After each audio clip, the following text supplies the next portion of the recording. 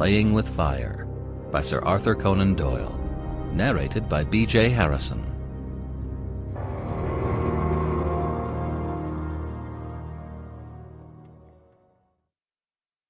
I cannot pretend to say what occurred on the 14th of April last at number 17 Badderley Gardens. Put down in black and white, my surmise might seem too crude, too grotesque for serious consideration. And yet that something did occur, and that it was of a nature which will leave its mark upon every one of us for the rest of our lives, is as certain as the unanimous testimony of 5 witnesses can make it. I will not enter into any argument or speculation. I will only give a plain statement, which will be submitted to John Moore, Harvey Deacon, and Mrs. Delamere, and withheld from publication unless they are prepared to corroborate every detail. I cannot obtain the sanction of Paul Leduc, for he appears to have left the country. It was John Moore, the well-known senior partner of Moore and Sanderson, who had originally turned our attention to occult subjects.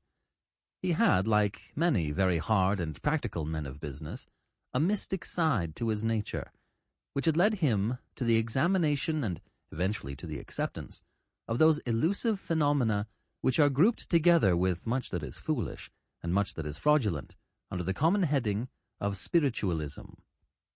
His researches, which have been with an open mind, ended, unhappily, in dogma, and he became as positive and fanatical as any other bigot. He represented in our little group the body of men who have turned these singular phenomena into a new religion. Mrs. Delamere, our medium, was his sister, the wife of Delamere, the rising sculptor. Our experience had shown us that to work on these subjects without a medium was as futile as for an astronomer to make observations without a telescope. On the other hand, the introduction of a paid medium was hateful to all of us. Was it not obvious that he or she would feel bound to return some result for money received, and that the temptation to fraud would be an overpowering one?